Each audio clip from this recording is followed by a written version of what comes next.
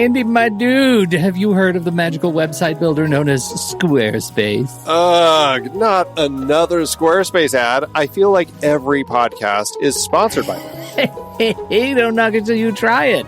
Yes, okay, it is overhyped, but actually it lives up to the hype. Squarespace is like a website fairy godmother. With a click of a button, your site transforms into a beautiful masterpiece. A website fairy godmother? That sounds interesting. What makes it so magical? Well, for starters, those slick templates make anyone look like a professional web designer. Pick one, customize the colors and fonts to match your brand, and voila. Plus, the drag-and-drop Fluid engine is so easy, your grandma could build a site on Squarespace. Well, she did knit me a lovely scarf last Christmas. Maybe website design is next. Exactly. And when you're ready to sell your Nana's handmade scarves online, Squarespace has built-in e-commerce. Add a store with one click. Get flexible payment options. Then watch those sales roll in. And when she wants to teach others her steezy scarf skills, Squarespace's new courses feature is just the ticket. Nana can set up her curriculum and enrollments and payments in a snap and become the next e-knitting influencer. Oh, wow, you really sold me with the grandma angle. Sign me up for that free trial. Just go to thenextreel.com/Squarespace and transform your site into a beautiful Squarespace masterpiece. Well, thanks, Pete. Even though it's overhyped, Squarespace actually sounds perfect for Nana's site's needs. Appreciate the warning on the ads, though. I'll brace myself next time I listen to a podcast. Anytime. Let me know if you need any help getting that site up and running.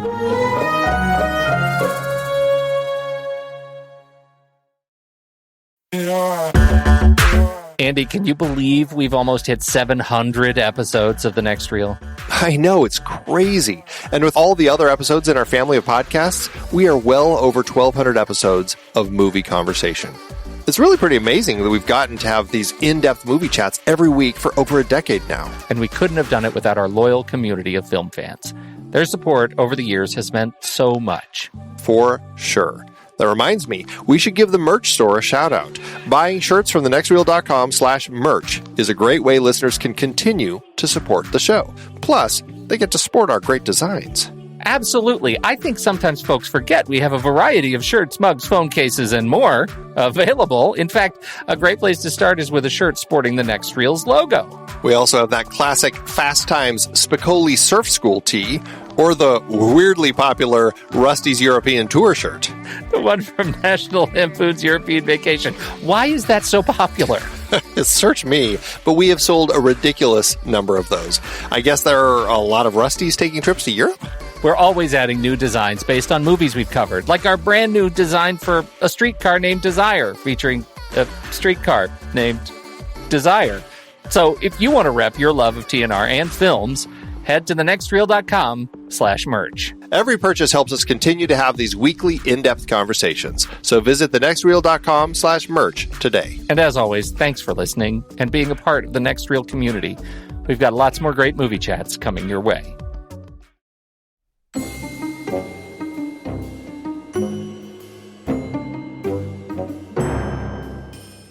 I'm Pete Wright. And I'm Andy Nelson. Welcome to The Next Reel. When the movie ends, our conversation begins. The Last Supper is over. We probably saved him from an alien abduction. A storm is brewing, my friends. Someone has to stop it. Every Sunday for about a year now, we've been inviting a guest over for dinner and discussion. Zach, this is Mark. Oh, hey, Mark, this is Zach. We're a bunch of damn liberals. What are you, a Nazi? Or is that too far to the left? Hitler had the right idea. Excuse me?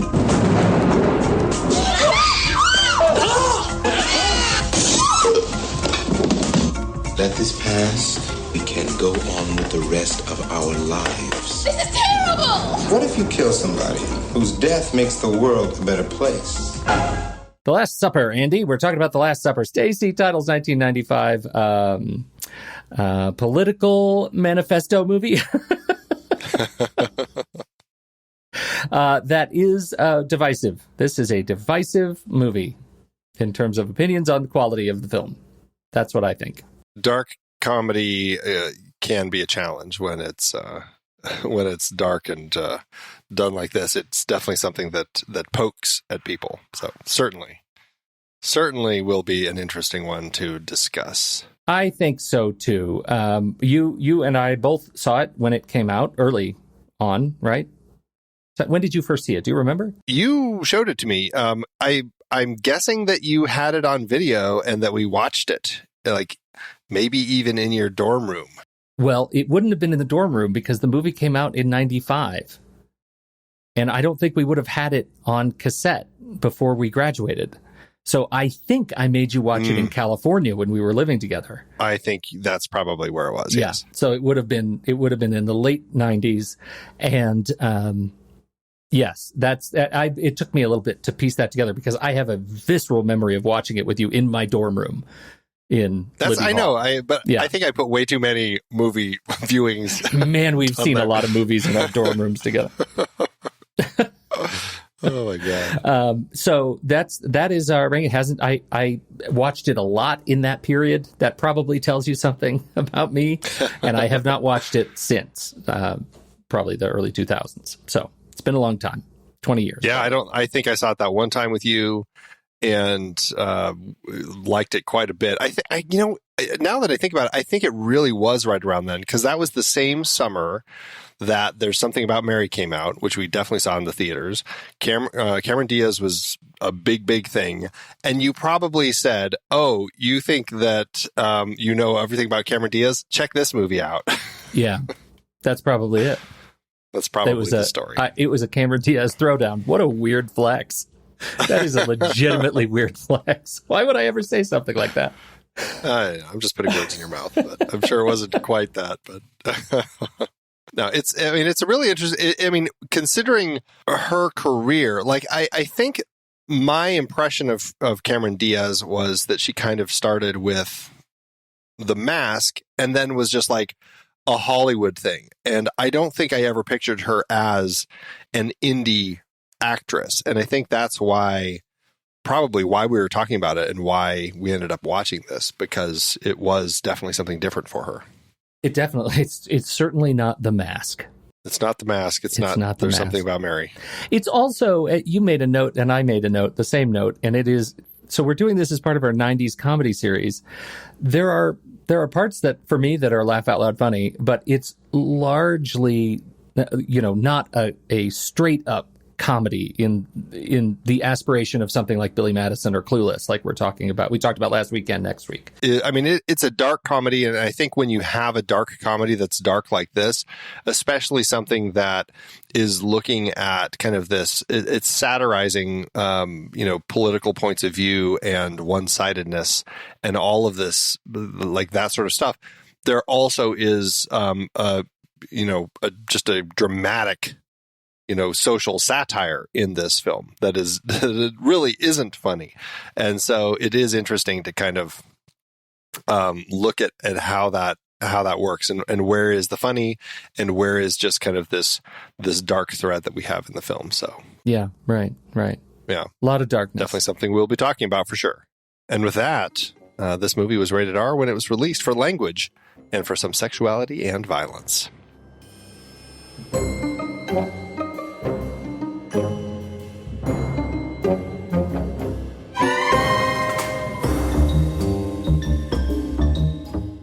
Want to watch this movie and help us out? Well, you can. If you see an Apple or an Amazon link to the movie in the show notes, just click on it. It will take you right to their site where you can rent or buy the movie. When you do this, we get a little piece in return. Check out the merch store, truestory.fm/TNR merch. You get shirts, stickers, mugs, masks, pillows, and more this week. I don't know what it's going to be. A tomato plant? Probably a tomato plant. Maybe a tomato plant and a headstone. I don't know. Seems like a lot of opportunity. Rich with opportunity. And that's what you could get over at truestory.fm/TNR merch. You buy something from that store, we get a little sniff. You get a nice bit of merch. That's how it works. We are featuring audio reviews from you, our dear listeners. Just send us your audio file to reviews at truestory.fm once you watch the movie. We just might end up showcasing your voice on the show. You got to get them in quick. We do record about 2 weeks in advance. So, this season is ending, but our next season's lineup's ready, so you can check that out. Start watching them and send them in, and we'll hold them until we put the show together and edit it. So, again, just send them in to reviews at truestory.fm. And you're wondering, where do you find this list of movies that we're going to be talking about? Well, you head over to letterboxd.com. That's letterboxd.com. There's no E in case you get real confused. Letterboxd.com/thenextreel. That's our HQ page over at the Letterboxd Fantastic Movie Social Network. And that has the list of all of our upcoming movies that we're going to be talking about this coming season. We are wrapping up the season with our 90s comedy series. We'll have a few hiatus episodes, some things coming up during July, but we will start recording this next season in August. So they will release in August. So you have a little time, but not too much. So that's why Letterboxd is so important. Now, once you get there, you're going to discover that Letterboxd is amazing, and you're going to want to support them, and you're going to want to support us by upgrading to a pro or patron account. And that is going to get you no ads and a lot of warm fuzzies, plus 20% off on that upgrade. Works for renewals as well. And just like those memberships over at Letterboxd, we have our own memberships you can sign up for and become a member. It's right on our site. It's built right in. It's super, super easy. You go to truestory.fm/TNR membership, and you can sign up. Members get early access to every single episode we release. You also get bonus episodes. It's crazy how many bonus episodes you get. We have a member It's too many, really. To be honest, it's too many member bonuses. We've overdone it. Is it too many? Members get a monthly member bonus episode. It fills in a gap from a previous series. Members get to vote on what we're going to be talking about in those episodes.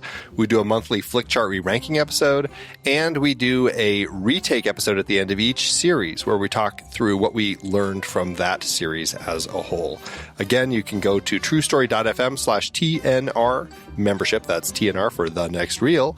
And you can learn about our tiers. The most it'll cost you is $5 per month or $55 per year.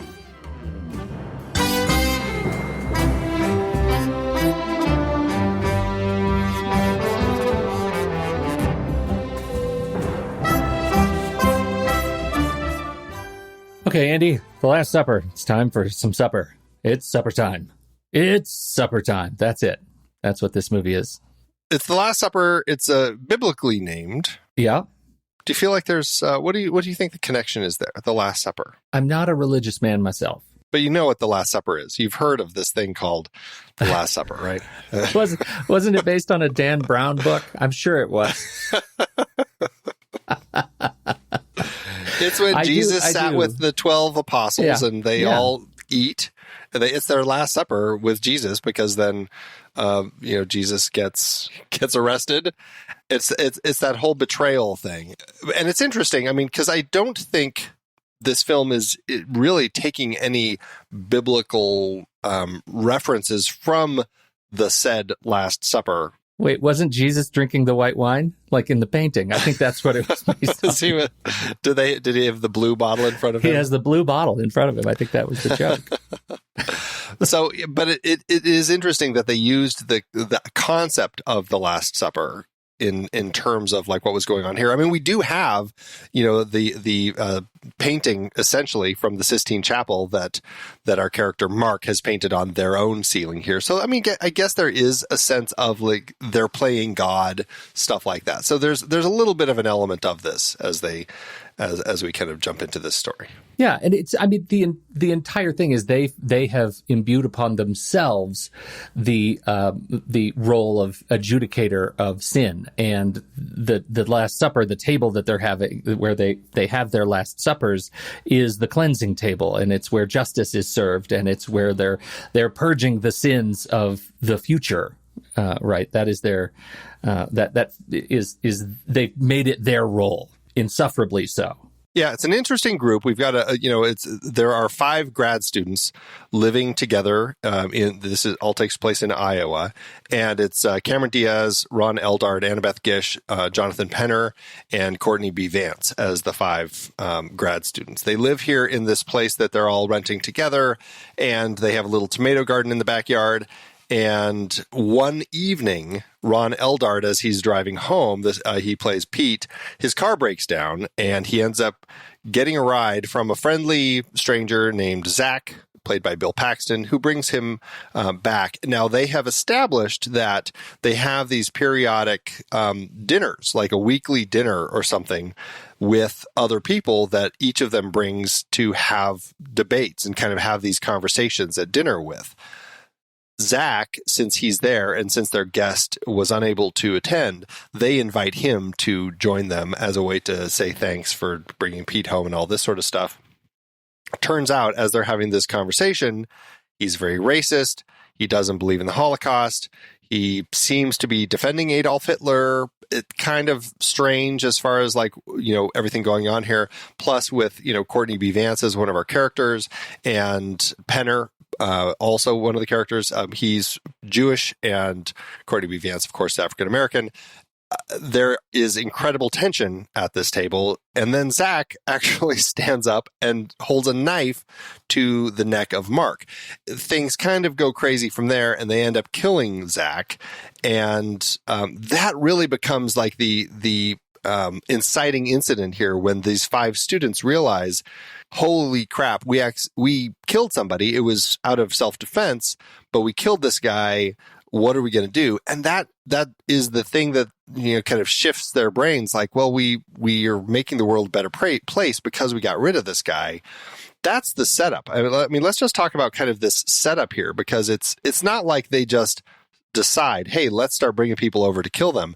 It all starts from this particular instance that's just a dinner gone awry, really. I think so. And I think reading too much into the incentive or the initiative of the table is, before that thing happens, before that first killing of Zach is, they're just kind people and they're intellectuals, and like them or don't, they felt at that point very real to me, right? They felt like people that I knew at university through my academic career, and having these sorts of community dinners, these community table dinners where you debate difficult subjects, was a normal thing. It was an absolutely normal thing. And so I think the setup was real and rational and natural, and didn't feel beyond the pale for this movie. It felt at home. So the setup of killing this person who comes in ostensibly in great, conflict to their shared ideological worldview, and representing that confrontation, that it leads to a physical confrontation, is the thing that flips the switch on our liberals, right? It flips the switch on the liberal palate, and it causes them to go beyond, to become do-gooders in a way that is maladjusted. And it is interesting that really, I mean, it's Zach, it's this vet who's a little crazy. He's the one who really sets them off, right? I mean, he's the one who holds a knife to Mark's throat and then hits Pete, and there's this big fight. He's the one who kind of sets them off to the point where Mark really feels like his only option is to stab the guy. But it's that whole thing, the way that Zach took over the dinner and turned it into this tense thing, that turned it into something violent. If he had just been having this conversation, they likely would have said, well, you know what, this has been a messed up evening.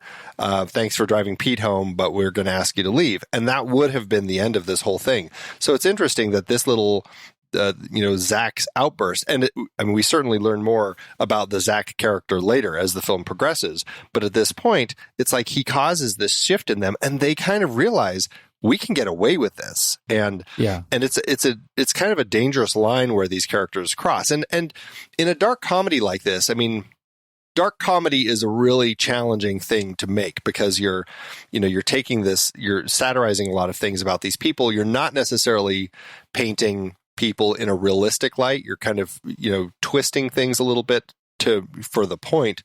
And so I think in context of this, we have this group of liberals that have these conversations, but they definitely kind of take turns as the film goes and progresses. And these 5 characters, start finding it easier and easier to make these calls and to play God. And it becomes interesting, this whole idea of making the world a better place. And we should talk about this whole time travel thing that they bring up time and time again. If you could go back in time to 1909, would you kill Hitler? He's young, he hasn't done anything yet, but would you kill Hitler? And that becomes kind of their point of reference that they bring up multiple times throughout the film as a thing. Like, is it better to do that and save the world all that hurt, or to leave it and let it happen? It's presented in a number of different contexts too. Once they set the stage around the fact that it's time travel, but it's also presented in it's 1909 and you're sitting across from, Adolf Hitler, disregarding the fact that it could be time travel involved. It might just be you're sitting across from a guy that you don't know if his future is going to lead to doing something horrible. And that's important too, because that difference is the difference in the film, where they have to rationalize their killing as if they are sitting in front of every one of them is an Adolf Hitler without time travel at all. And that demonstrates this sort of ease with which some say, and some, the sort of liberal Mark, and I think is demonstrated in the film, is unable to rationalize kind of difficult conversations like this. And this movie demonstrates these 5 people are not able to cope with the things that they are confronted by. And as evidenced in this first scene, they invite this guy over. They discover that he's a trucker. They discover that he's a vet. They discover that he is, has strong feelings about race, doesn't believe in the Holocaust. And they immediately begin to judge him, which is exactly what they promised they don't do at these meals, right? They are ill-equipped to have the conversations they want to have and instead resort to violence. And that's one of the things I think is interesting about this movie. As the montage of people that they bring in for Last Suppers goes on, you realize every one of them is insufferable in their own way, including everyone at the table. Like, there is no one aspirational vessel for the audience to really latch onto and say, oh, I'm like those people. I'm seeing this through their eyes and I like it and I'm comfortable here. Everyone in here is rendered sort of disquiet source of perspective. And that's, I think, a key part of doing a story like this when you have this dark look at society. And again, you're crafting these characters that we can kind of connect with at the beginning. We understand who they are. We understand kind of this type of conversation that they want to have at the table, but it's a slippery slope. Like once you kind of start having those things and somebody is so completely the opposite viewpoint of you and not going to change their mind, and I feel like this film, it's very interesting, like in today's 2022 eyes, to look at a film like this and realize how difficult it is to have a conversation with somebody who is so fundamentally completely opposed to your point of view. And neither of you are ever going to actually open your mind to have that conversation and find a middle ground, because it is very much a challenge. And in today's world, it just feels more and more challenging to actually find that space where you can have that, have that common ground. And so watching these 5 so quickly and easily fall down that slippery slope. I mean, even Annabeth Gish's character, Polly, she is the one who initially is the most reticent to kind of go down this road. Courtney B. Vance is kind of the one leading the charge. Like, this is going to be great. We can, clean the world of these people who are evil. And she doesn't want to do it. But, by the time we get to the end, she's completely flipped. And, we do have other characters kind of coming in and out of their comfort with what they're doing. Cameron Diaz, the one who really starts making the change toward the end, as she realizes, just because they have a different point of view. This is when they're talking to the high school student who has issues with the fact that the schools want to promote sex education, mandatory sex education, and feels, has opinions about what they're doing to youth and making sex okay and all this sort of stuff. But it's just a different point of view. And that's where the whole concept really comes into, focus here, because they're just judging people on being different. And instantly finding them guilty and wanting to kill them and bury them in the backyard. And it's like, that's that slippery slope. Like, if you're not going to allow a difference of opinion, and this is why I think that final dinner with Ron Perlman ends up becoming so key, because he's just like, all five of you, you're all going to have different opinions. And that's something that they haven't really thought of up until that point. And it's like, you realize how easy it is to kind of fall down that hill and start judging people with such reckless abandon. Well, and that's one of the things I think is smart about the structure of the film, leading from the opening sequences to the end of the film, that I think they effectively give you enough characters to connect to briefly so that you think you're in a comfortable space until those characters do something reprehensible, and then you are uncomfortable. And I find that satisfactorily jarring to me, whether or not I think the film has some challenges in spite of the fact that I enjoyed my experience with it on this round. Overall, I like it. And I think that the way that they structure each character falling apart, that thread of each character falling apart, after we have this montage of them getting aroused in their own unique way over the power and authority that they're exuding, the agency that they're exuding in their lives by taking the lives of others that they find reprehensible, is, I think, a really interesting sort of narrative curve in the middle of the film. And so I like that stuff a lot. I don't think when we start looking at each individual character, I don't think the characters are as well developed as I remember them being. The five, specifically, you're talking about the grad students. Yes, specifically the grad students. And, Cameron Diaz as a psychology grad student, I don't buy her for a hot second. I feel like she's one of the thinnest of the ball. Ron Eldard is super frenetic. I think Courtney B. Vance is the most interesting because you can tell he is really performatively trying to wrestle with his malintent that erupts as a part of the process of starting to kill these people. When he finally takes a shovel to the head of the sheriff, that is a real transformative moment, and I think it's really, really solid. So I don't know. How did you feel about our central five?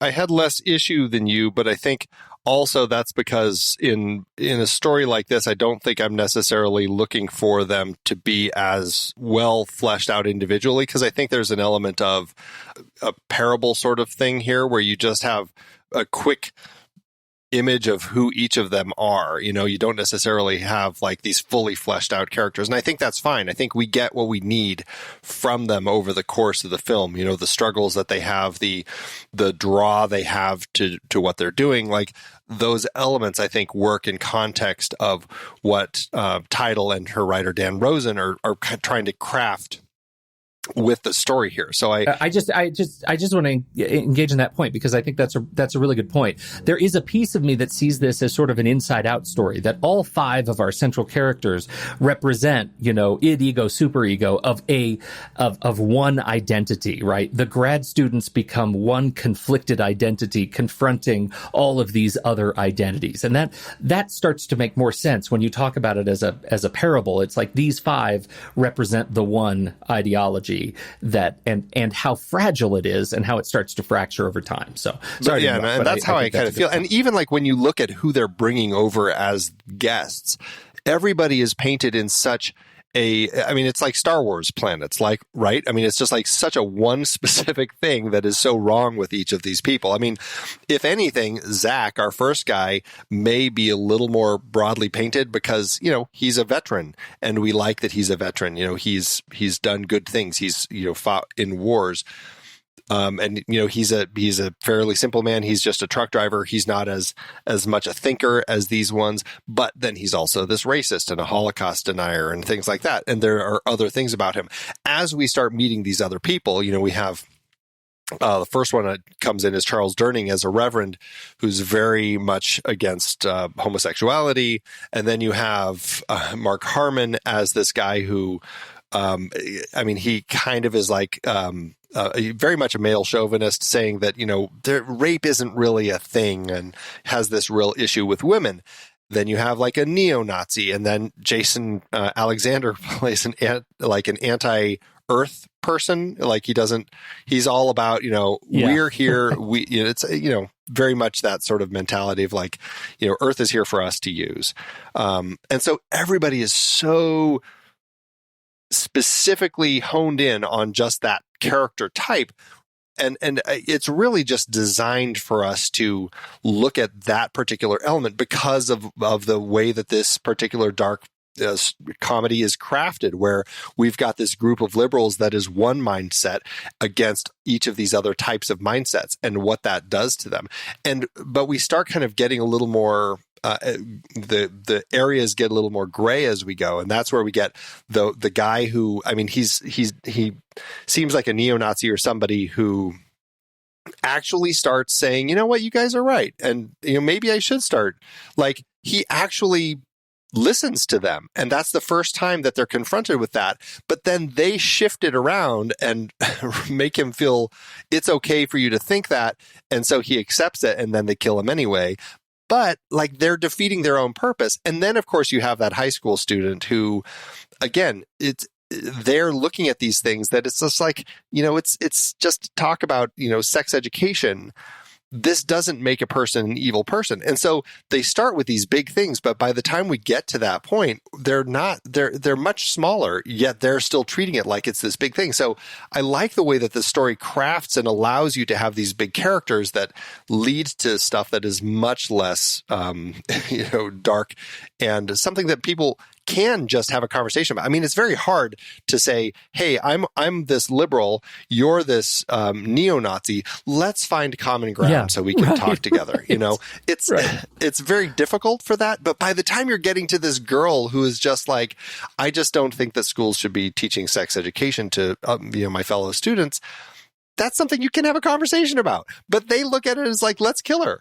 Yeah, that's right. And, I want to make sure we say out loud, as men standing in the deep, dark shadow of our 50s, that this movie was 1995. And it might seem, if you're new to the movie, if you've never watched it, that it's ridiculous because we're having these conversations right now. Like, we're struggling to have these conversations in the media right now. This language that was put on screen in 1995 was, for its time, a progressive look using satire at the way conversations should not happen.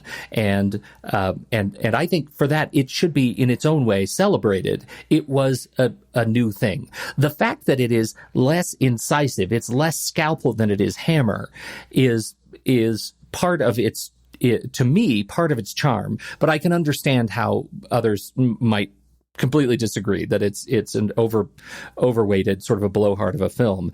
The one name you did not mention, which actually is the first controversial figure that we're introduced to, is that of Norman Arbuthnot, played by Ron Perlman. We see him in a clip on television before their first Sunday dinner, their first supper, and they have a few pointed words at him, and we see him jump back in by way of the television several times throughout the film. And he was supposedly modeled after Rush Limbaugh, and he's a far right, extreme positioned shock jock. Yeah, I mean, and he's definitely an interesting one because he ends up becoming the Last Supper, right? He's the one who I wasn't exactly sure what Luke and Pete were doing at the bus stop, but they went to the bus stop and ended up running into Ron Perlman's character, who was passing through town.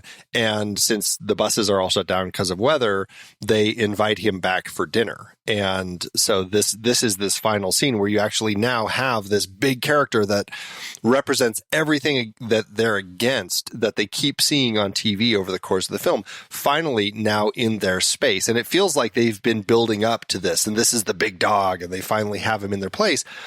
And I just love this dinner scene because it's the moment where they're having this conversation with him, and he is the most sane of the entire bunch. Like, they are pushing him and asking him all these pointed questions, and he keeps coming back against the very people that he seems to be speaking to, and how crazy they are and all this sort of stuff, and that he's really just doing it for ratings, which in and of itself could be looked at as the unforgivable crime, that he is just saying that's these things the thing they never just to bring drive up. ratings. Like, he's a sellout. First and foremost. Right? Exactly.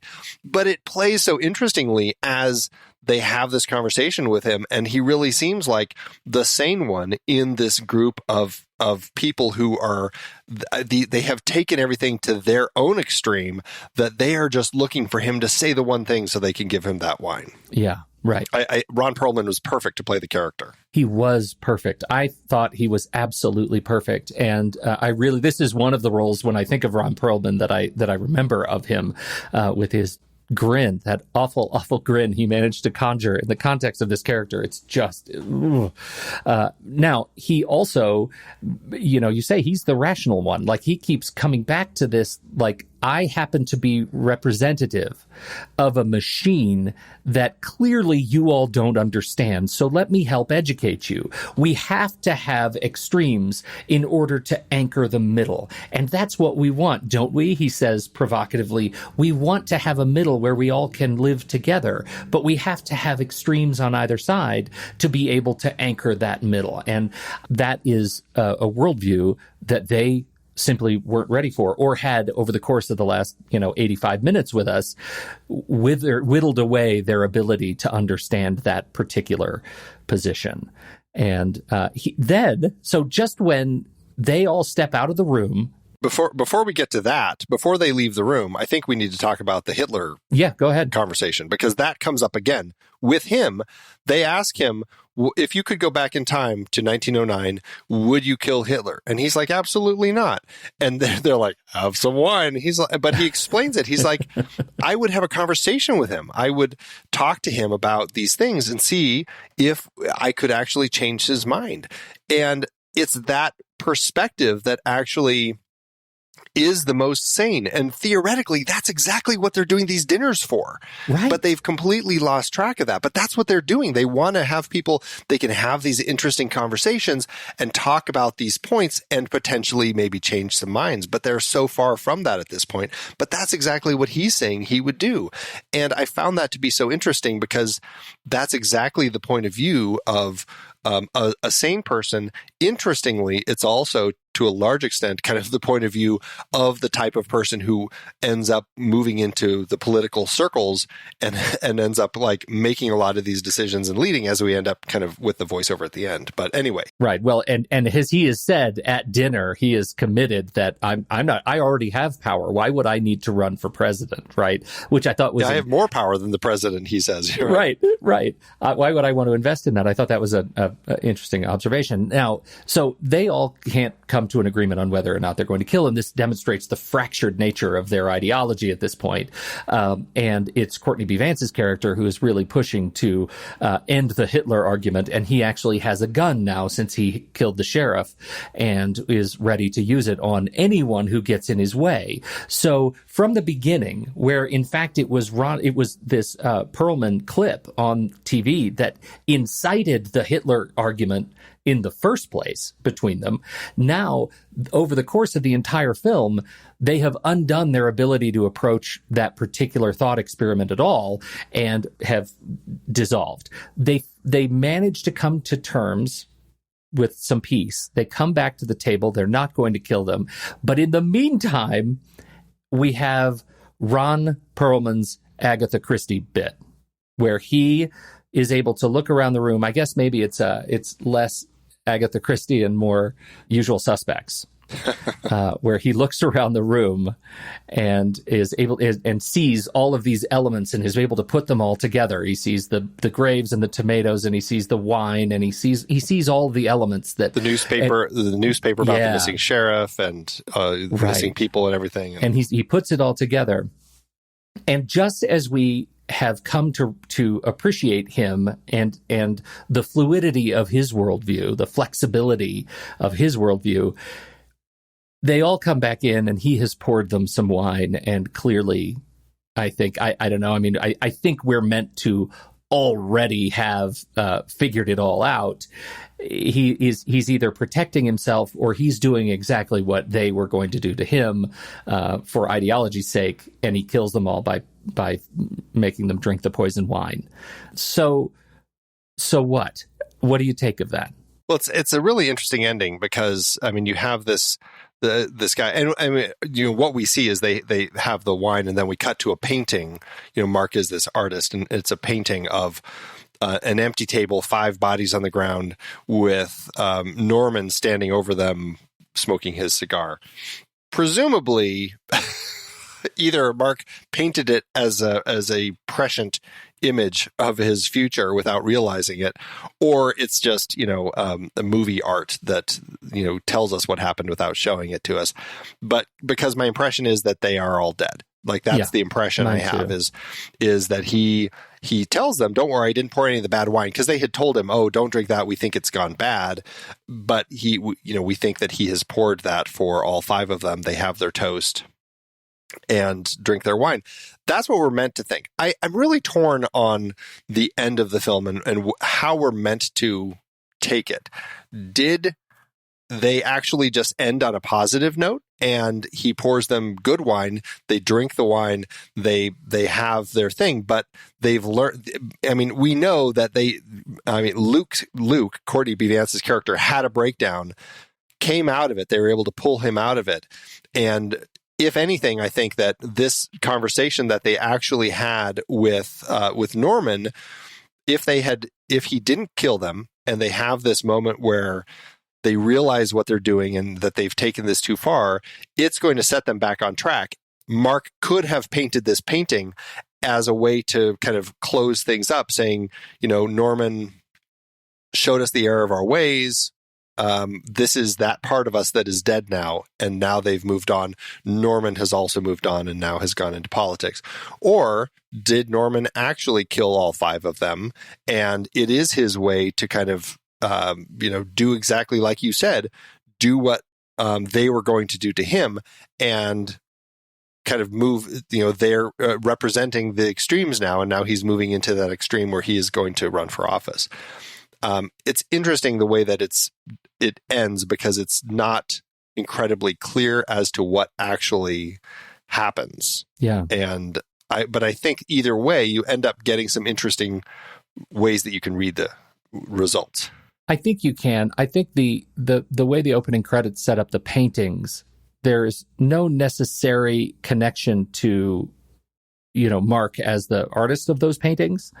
They're just paintings as a part of, like, pre-telling the story. It's like a prologue, right? And so that final painting feels to me like a continuation of that, not an indication that they all survived and Mark was just drawing something that, this is what could have happened. I feel like they're all dead. I do feel like using the painting as a way to tell that story might be a wink and a nod too far, such that it is confusing. I think it could have used a stronger hand at the end. Well, but I think what it does is, yes, but then it's very blatantly telling you what happened. And I think what Title chose to do here is to not be blatant and not show you the 5 dead bodies on the ground and him standing over them, which we could have just cut to and just seen them all actually dying at the table. Instead, we have this, and I kind of enjoy that Title gives us that option of, maybe things didn't end up bad. Who knows? Geez, they're already killers. They killed the sheriff. If anything, yes, some of these other people were bad. And certainly we didn't bring up the fact that they learned that Bill Paxton's character, Zach, actually killed this girl. The missing girl, right. This is a whole other element that we haven't really talked about. While all this story is going on, the film starts with a missing girl poster, which is Elizabeth Moss as a young girl, actually, on the poster. And the sheriff, Nora Dunn, is actively trying to figure out what happened to this missing girl. And we learn over the course of the film that Zach, Bill Paxton's character, had kidnapped her, done something with her. We're not exactly sure. They find her blood in his truck when they discover it. And I don't know, I guess there's an element that if they hadn't killed him, if they had just said, oh, yeah, we got a ride from him, all of this, like, could that have led to finding and catching Zach and potentially figuring out what had actually happened to this missing girl? I'm not exactly sure. It's an interesting thread, and Nora Dunn, as our sheriff, is, I guess, the representative of the good in this story, trying to figure out what's going on, and ends up getting killed, hit in the face by Luke when he discovers her kind of poking around in their backyard, trying to figure out what is going on here.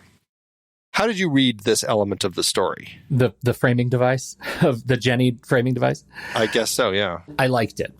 I liked it because my hunch is what they're trying to do, what Stacy Title was trying to do, in the film, is introduce a shock to their intellectual media bubble, right? That and so having this poster that we open with the missing girl and teasing out the hints through side scenes that this is an ongoing investigation with Sheriff Stanley, played by Nora Dunn, it didn't feel at any point like wasted screen to me. It felt like it was intentional, and that it was going to come back around and make us challenge whether or not they did the right thing by inviting this unknown to their table.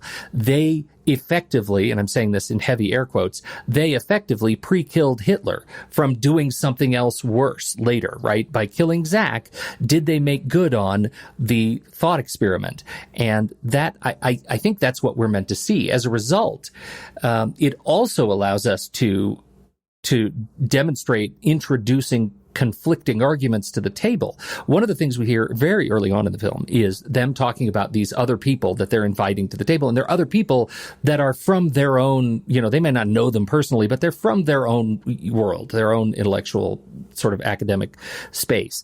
At no time have they demonstrated heretofore that they're able to invite conflicting arguments to their table. They're not ready for that. And the movie demonstrates they never get ready for that. They're never able to be able to handle that sort of confrontation.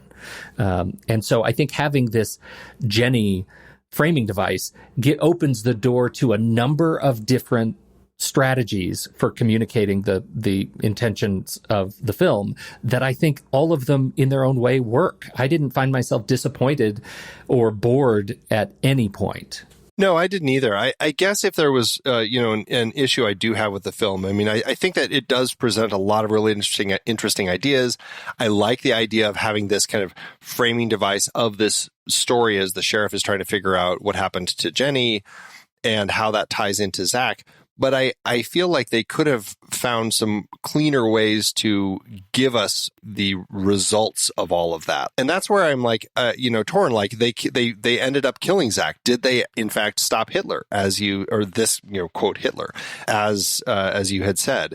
Was this a good thing? I mean, he is a person who already killed a girl he could have killed again. But is there, how interesting would the film have been if they find out that they had killed Zach, only to find out that at some point from the sheriff or somehow that Jenny had been alive still, and if they had been in a position to help catch him instead of already have killed him, there could have been information that the sheriff could have gotten from Zach that could have led to them finding Jenny before she had died or something. And that kind of twists the thing a little bit. Like, they might have killed this person, but by doing so, they ended up themselves essentially killing Jenny. And I feel like the storytellers were close to doing something like that. They never quite get there. And I guess that's why I end up feeling like it never ends up building to something as effectively as I was hoping it would have. That's an interesting point. And I was never at any point on the fence as to whether Jenny might be still alive somewhere, right? Because they never found Jenny. They just found the evidence. And so that feels like it doesn't feel like a confusing bit to me. It feels like a rewrite. I'm not saying, and that's what I'm saying. I'm not saying that it was confusing.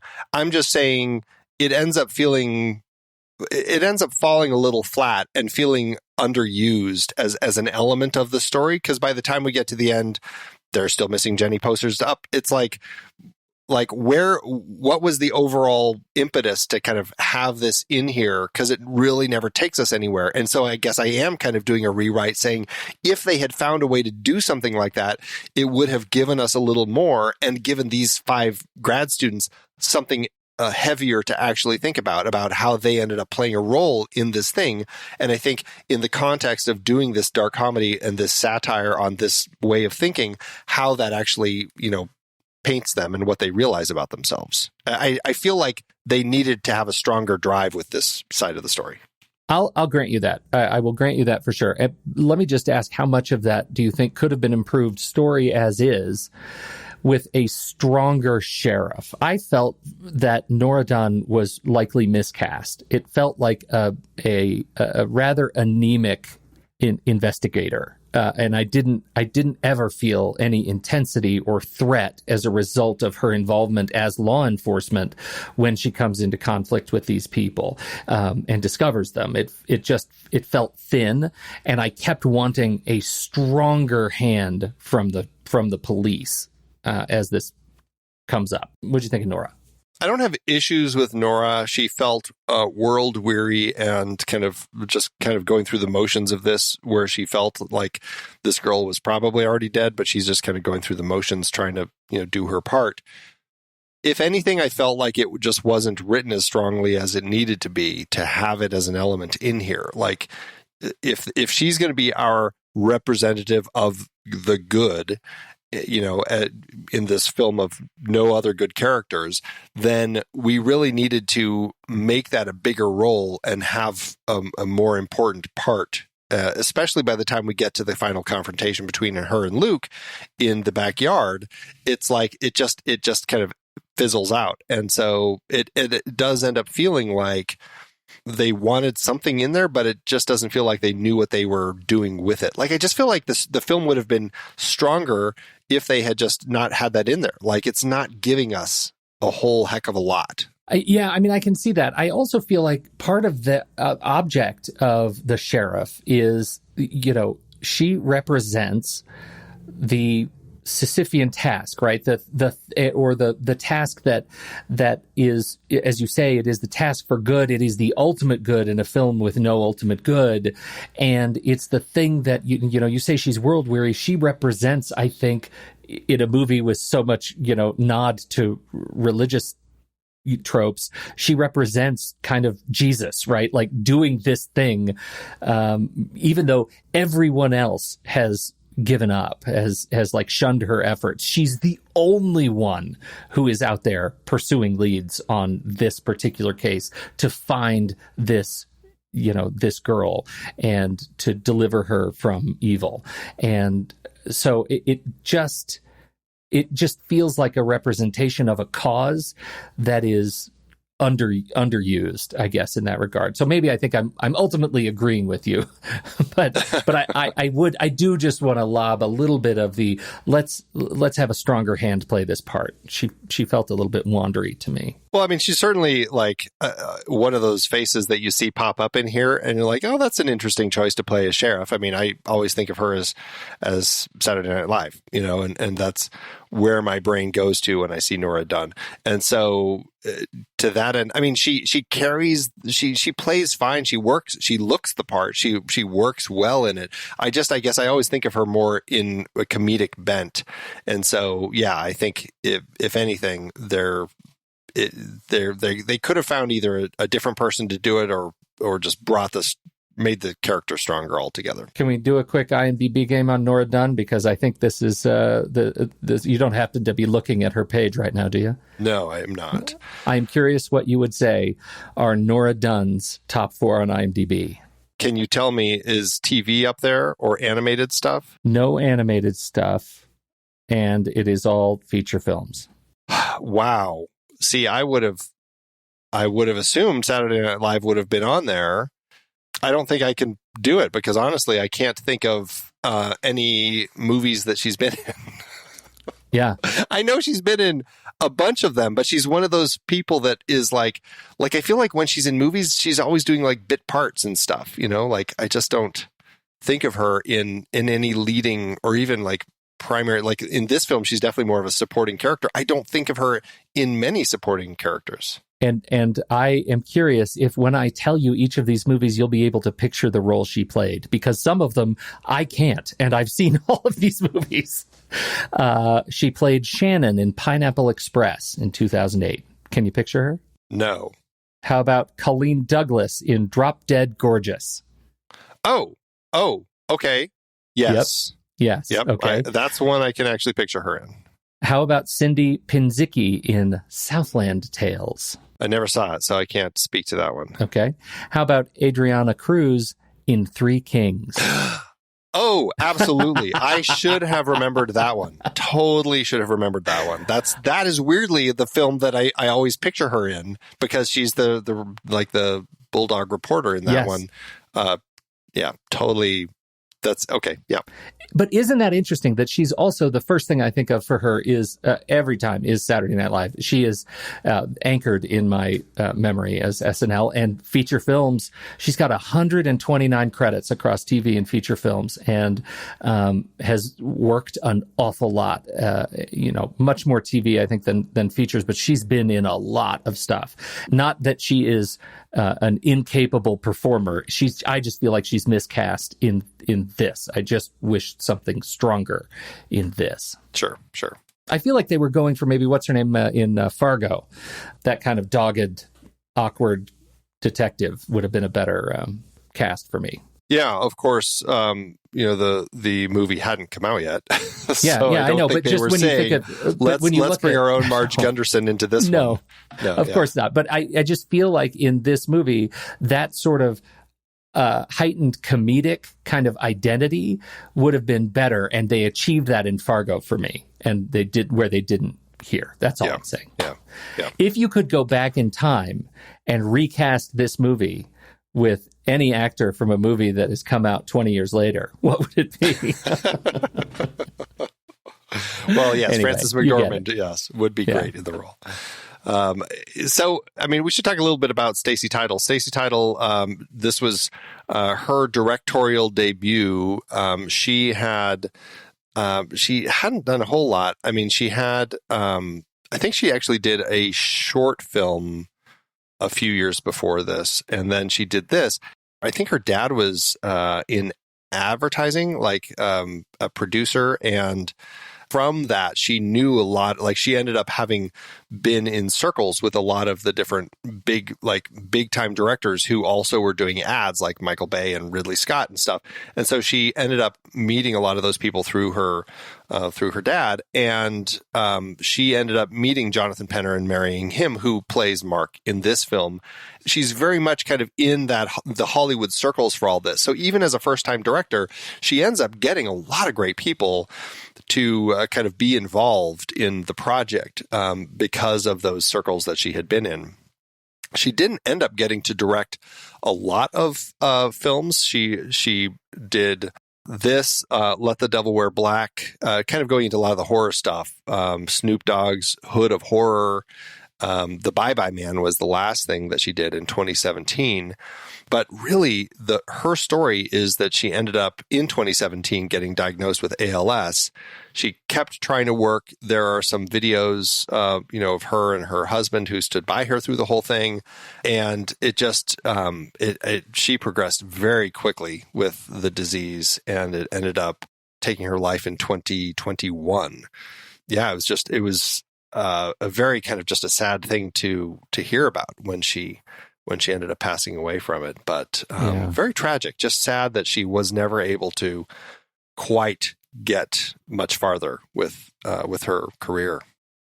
She and Jonathan Penner were a really sort of interesting couple, and married for a long time, and from 91 until her death. And, in an industry where, marriages are a little bit, more likely, I think, to split, that's one to be celebrated, especially at this level of filmmaking, kind of that independent spirit, hard work filmmaking. Yeah, a lot of interesting articles online about like just everything that she had gone through and everything, and how quickly everything went. I mean, 2017 to 2021, the progression of the disease went real quick, and it took her pretty quickly, which is very sad. But I mean, she was trying to finish. I think there was another project she was actively like trying to finish and get done, but she never could quite. The disease just kept kind of cutting into all of that and never was able to take off. So very sad, very, very sad. But it was great to see, just like learning how strong the relationship was between her and Jonathan, and how close they were and everything. Yeah, that's and how special. supportive he was right through the end. Yeah. Yeah. I guess her the short film that she did in 1993, Down on the Waterfront, she actually was nominated for an Oscar with it. So I suppose that likely may have been the thing that also helped her kind of get the cast that she did and the money they needed to get this thing made. Yeah. What do you think of the script, Dan Rosen? I don't know if I know much else that Rosen has done. Looking on IMDb, Dead Man's Curve a few years later, The Extra, he wrote some additional material for that in 2005, and Freeloaders in 2012. He did 5 episodes as a consulting producer on the TV series The First Family. Worked 5 episodes right now on Cinco de Mayo Is Not a Thing TV series. I'm just not that familiar. He has directed a couple of those projects. Not somebody that I'm that familiar with. I feel like also is very much of the indie circle that Stacy was in, and probably never quite branched out. I think the movie feels to me scripted by a playwright. I felt like this would be a very natural thing to watch on stage, a la Arsenic and Old Lace. That sort of stage spirit. It would have been easy to set, easy to block. Like, it just feels like it would be well preserved live. And so I'm always, when I watch this, I'm always struck by how much I feel like I'd like to see it in live theater. Well, to that end, isn't it interesting that it hasn't been translated to the stage? Because you're right, it does feel like something that could make that transition and would be something that people would enjoy kind of watching on stage. It definitely feels like it could make that move, especially today. Like, it feels like you could almost translate this to the stage and update it. Honestly, it wouldn't even really need much updating. It already feels like it's something that could very much fit in today's era. Yeah, but I know they have, there's nothing on gun violence and nothing on, and I guess, around the corner we have, in some of the conversations, there's abortion, right to life stuff, but it largely doesn't deal with some of those issues that could be updated and possibly have some satirical fun poking. And, Me Too, Black Lives Matter, like there are some issues that could be updated. But I think would be fun portrayed live. Let's do it. Let's go ahead and do that. Let's reach out to the team and see what it's going to take to get this translated over. So in the chat room, Brian has which chat room is this? So if you're a member, you can join us. You can join us for the live chat as you're watching this in our Discord chat room, the TNR live stream. If you are a member at the Tourly level or better, Brian has bolded a comment that I think is worth it talking about as we get close to the end here. He says, "You guys haven't talked much about the movie's discussions of America, nationalism, and the nation's ideals." That's a lot of the script. And I think as we're talking about the issues that we would put into a stage version of this thing, maybe it's worth at least acknowledging that there is a lot of this makes up the threads of the ideological worldview that we've been talking about for the last hour. Do you have a specific opinion on how the film handles these things? I don't know if I have any specific thoughts on it. What were you wanted to call it out? What are you thinking?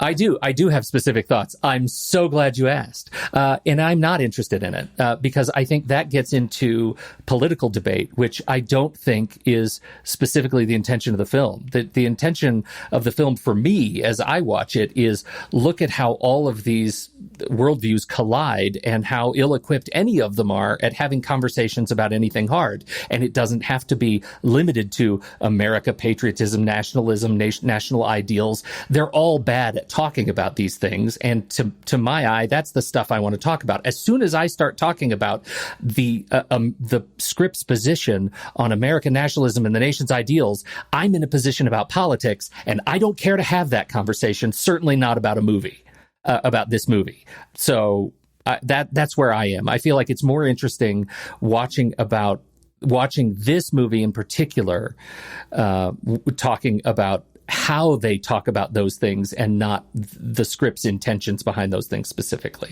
Yeah, I mean, I think that's an interesting angle, because I think that the film is less about the issues and more about, I mean, I think there's definitely a position to be taken with it. And if anything, I feel like the director and the team likely are of the mindset of the liberal grad students. But I don't think that's what the story is about. I think it is about what happens when you shift into not having open conversations and things like that. And it's more about the dangers of that one-sided mindlessness that you can fall into so easily that you stop actually having anything to do with that person as a person who is made up of a lot of, complex thoughts and different things.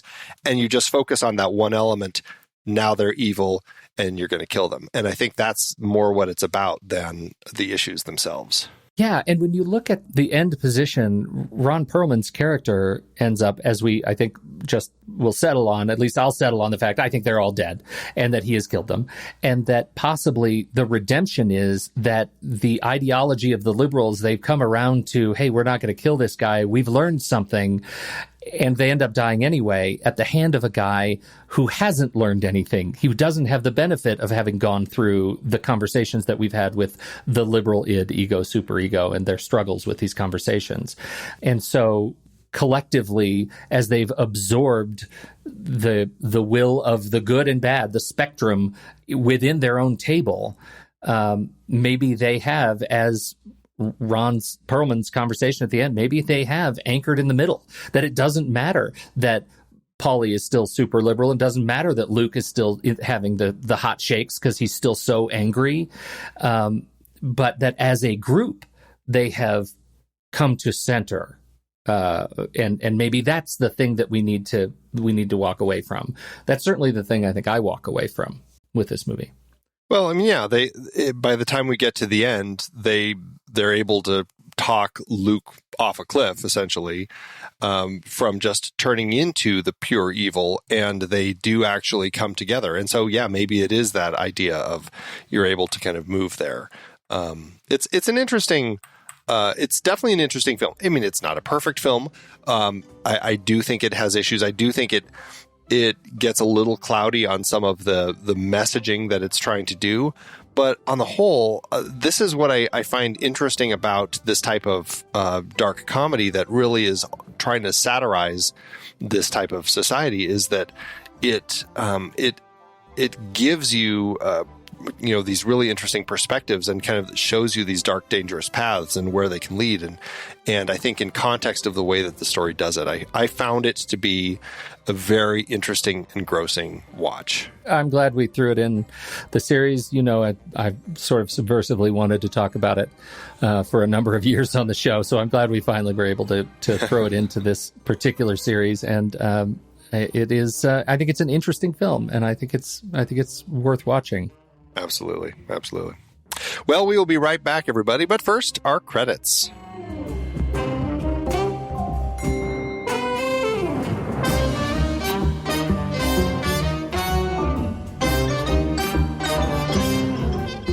The Next Reel is a production of True Story FM, engineering by Andy Nelson, music by Ian Post, Oriel Novella, and Eli Catlin. Andy usually finds the numbers for all the stats and awards and numbers and all the numbers at the-numbers.com, boxofficemojo.com, imdb.com, and wikipedia.org. Find the show at True Story FM, and if your podcast app allows ratings and reviews, please consider doing that for our show.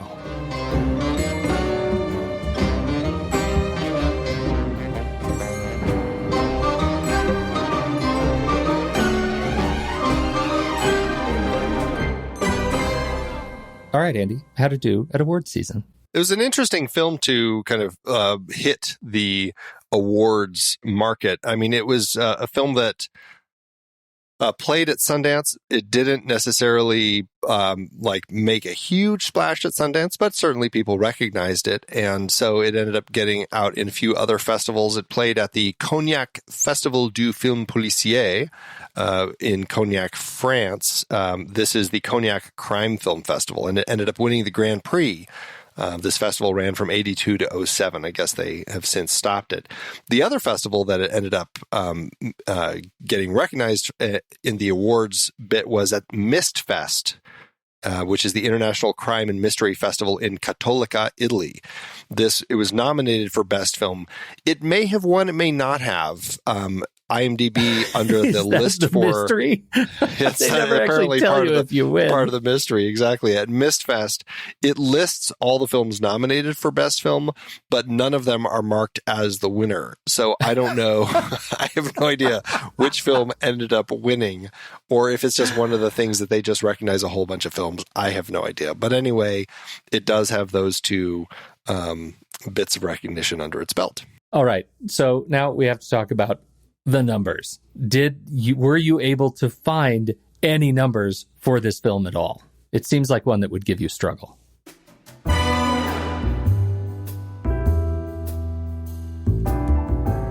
It did. It did. Title's film was a very independent film. I did actually find an article that came out around its premiere at Sundance saying that she had a, quote, embarrassingly limited budget and an 18-day schedule. Having shot a film on an 18-day schedule, I know exactly how tight that is and how challenging it is with a limited budget. It's doable, and obviously they did it, but it is very tight. Unfortunately, that is all I have to go with for the budget for this. After Sundance and TIFF, the film did have a limited opening on 6 screens, April 5th, 1996, opposite Primal Fear, A Thin Line Between Love and Hate, and Faithful. For a small indie film, it did okay for itself, earning $460,000 domestically and $589,000 internationally for a total gross of $1.7 million in today's dollars. But that's all I have. This did help get Title on the map, just like her Oscar nomination a few years before. Unfortunately, as we've already said, she sadly didn't get to direct many other films afterward before losing her battle with ALS. Sad story. Sad story. All right. Well, I'm glad we talked about it, and excited to see what comes next. Absolutely. It's an interesting film. Dark comedies are tricky. They can really work. They can also really not work. Cameron Diaz was in another one called Very Bad People, Very Bad Things. What was that one called? And Wow. I hated it. So I think that just goes to show the challenge that you have in doing these sorts of projects is they sometimes can work better for some people and not as well for others. So I agree. And I worry a little bit with my history with this film that maybe I appreciate it for what it was trying to do and not what it actually did. But I'm willing to carry that. Yeah. And here's the thing. I mean, we saw this at the time, shortly after it came out, in a space where there was very little internet. There certainly wasn't the internet kind of gossip and everything that was already going on, nor all the conversations that people are already always having now, as far as, anything that anybody does. So it was at a different time. And I feel like when it came out, I think it struck us as something that worked a lot better. And, yes, it may not work as well for people nowadays, but I think at the time when we saw it right after it came out, it felt very fresh and interesting. And, if anything, that's something that we can still hang on to, the fact that it had that connection with us at the time. Yeah. All right. What does come next? Well, we are going to be closing out this series. This is the last film of our 90s comedy series, and it is going to be Tamara Davis's 1995 comedy, Billy Madison. We'll be right back. Right now, here's the trailer for that. Suntan lotion is good for me. He was born into privilege. Oh, really, fool? Really? And stood to inherit a fortune. But for 27-year-old Billy Madison, there's just one problem. How could I hand over my company to someone who couldn't even get through school? That's nice. Billy is not an idiot. Give me one more chance. I'll prove I can take over. First grade through 12th grade, all over again. And then I get to take over Madison Hotels. You're on. I want you all to meet Billy.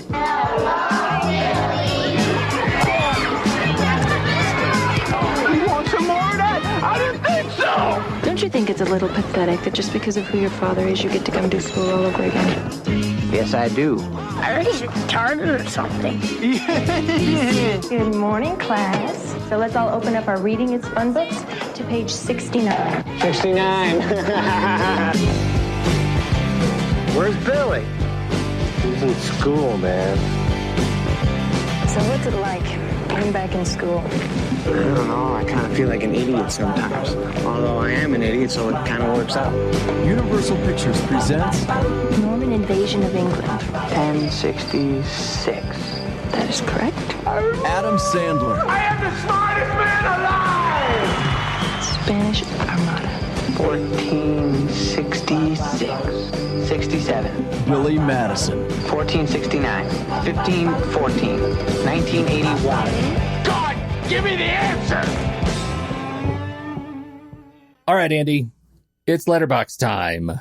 Letterboxed. What are you going to do with this? We've already got a shot called in the chat room.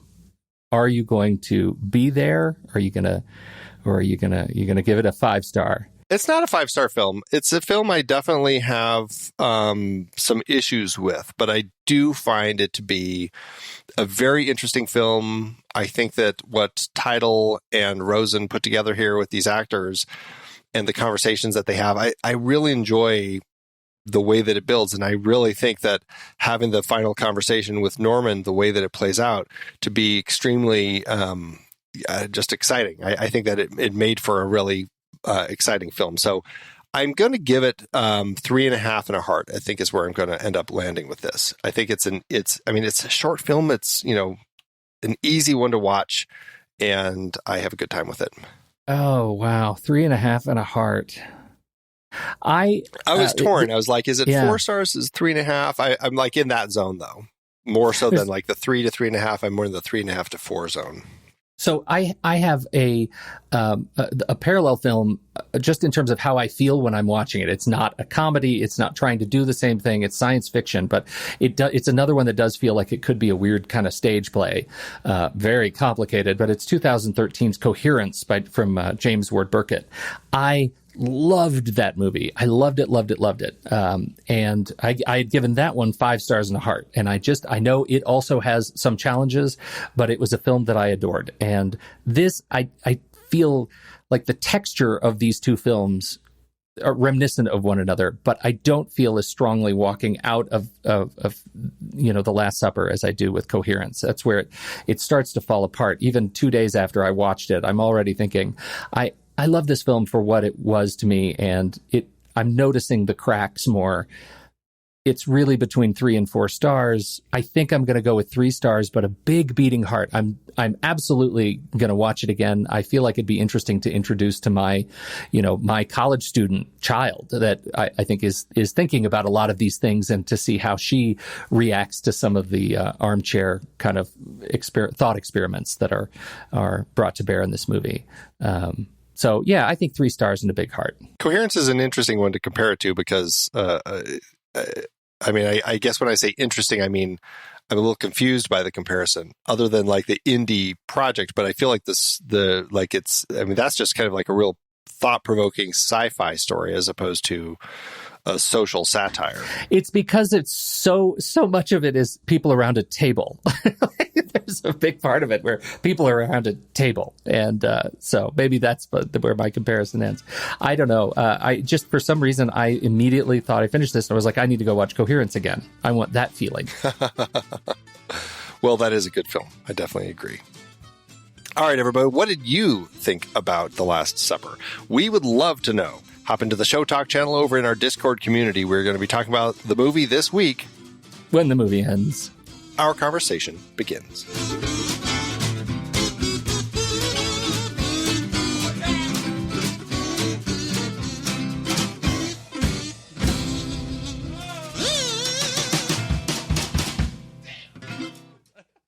Letterboxd giveth, Andrew. As Letterboxd always doeth. So what's your star rating? I ended up going 4.5. 4.5? That's high. You should go first. All right. This is by Ted Theo Logan, who I guess technically gave it 4 stars. But when I read this, you'll understand. Extra half star for Iowa. There you go. Ted must be an Iowan. That was it? That was the whole thing. That's awesome. Well, I've got a 3.5 star from Todd, who actually tells us prescriptively who this movie was written for. Here we go. That's what's wrong with you liberals, quote of Zachary Cody from the movie. Politics, yelling, smarter than I expected it to be, a dark comedy about a group of grad students killing conservatives. The cast is really good. The script is kind of funny, and I really enjoyed the ending. It's for liberals and people that hate liberals. That true. strikes me as way funny today. So that's it. Thanks, everybody. And Letterboxd. Thanks, Letterboxd. Andy, it's hard to believe we've been having weekly conversations about movies since 2011. Oh, you're telling me. Producing this show week after week is so much fun, but it does require a ton of work behind the scenes.